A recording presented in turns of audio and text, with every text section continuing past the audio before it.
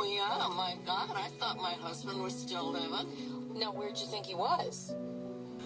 When they told me that he was gone, Mm-hmm. I couldn't believe it.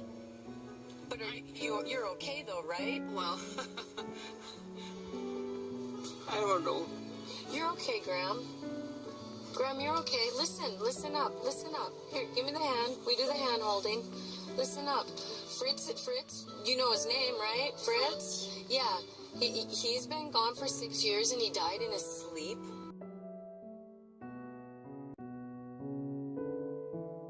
In the story, The Jilting of Granny Witherall, the grandma shows signs of Alzheimer's. Alzheimer's is on the rise and eventually may be an epidemic. It's important for everyone to know more about the disease because it is most likely they will be faced with it some way or another. Alzheimer's is an irreversible degeneration of the brain that causes disruptions in normal everyday things that we do not think about, such as memory, cognition, personality, and other functions that eventually will lead to death from complete brain failure.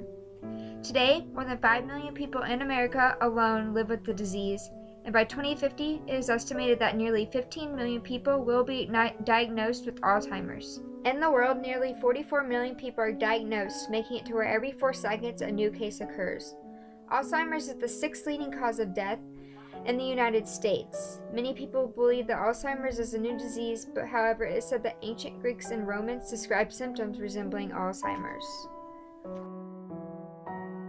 It is very difficult to diagnose someone with Alzheimer's because some of the symptoms are very similar to just old age.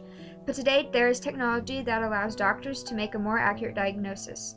Doctors rely on memory testing, physical evaluations, and personal accounts from relatives living with a person with Alzheimer's. Some symptoms include forgetting what an item is used for, losing language skills, lost sense of time, they may not remember people that are close to them, and they get lost in familiar places. These few symptoms that people with the disease present can sometimes make it hard to live on their own or with other family members, for they need intensive care and supervision. One place people can obtain the care they need is a nursing home. Morgan is a CNA at a local nursing home, and here's what she has to say about working with people with Alzheimer's. What are some things that you have to do for residents with Alzheimer's that you don't do for any of the other residents? We do a type of validation therapy, which is where we tell them what they want to hear, kind of. For example, if, say, a lady is saying that her husband's going to come visit her and he died like 5 years ago, then we will tell her that we'll keep an eye out for him or let her know. But because we don't want her to relive that over and over again that he did pass, so we just kind of let her think that because she's going to forget anyways. Okay. Are the residents with Alzheimer's usually able to do some things on their own, or do they have to have 24/7 help? It depends on what stage of the dementia that they're in. If they're in the earlier stages, they can do a lot of things for themselves with supervision. But when they're in the later stages, it becomes terminal to where they can't do really anything. So they rely on you for everything? Yeah. Do the people with Alzheimer's have many family members that come visit them, or are they basically all alone? It depends on the family and if they live close or if there's a lot of them. I've noticed that when they're in the later stages that their family will come more often because they can't do as much for themselves. They want to make sure that things are getting done. Is it obvious that a resident has Alzheimer's? It depends on the resident and how far their dementia has progressed. What things do they do that show that they have Alzheimer's? For example, some residents go through a thing called sundowning, which is where it'll get a lot worse in the evening and when the sun does go down. What are some signs that they are entering the first stages of Alzheimer's? Well, it's a little harder to notice unless you know the people. They don't notice their family members as easily, and they just say some off-the-wall things. Okay. Are there a majority of Alzheimer's patients male or female? Well, in my facility, they're mostly female. Okay. Thank you. Thank you, Morgan. The early stages of Alzheimer's disease can and may be managed at home. If a family member with this disease lives alone, relatives may welcome them into their home to help take care of them. Regular exercise, good nutrition, social interaction, and activities are all important for Alzheimer's patients to practice. And the family may also help reinforce that schedule as well, just to keep them on track.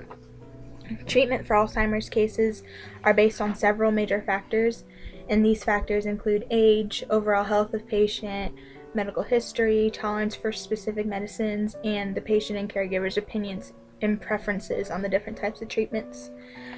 Medications that may be prescribed to an Alzheimer's patient all depend on the stage that the disease is at, such as mild, moderate, or severe, and it also depends on what drugs the patient is able to take. Medications such as Aricept, Exelon, and Razidine may slow the progression of the symptoms, but for only about half the patients that are taking them, and for a limited amount of time, for an average about 6 to 12 months. Some side effects of these drugs are confusion, dizziness, constipation, tiredness, and headaches. Studies are looking into seeing if vitamin E is aiding in the slowing down process of the mental decline Alzheimer's comes with. Clinical trials are being looked at to see if they can slow down the progression of the disease or improve memory loss.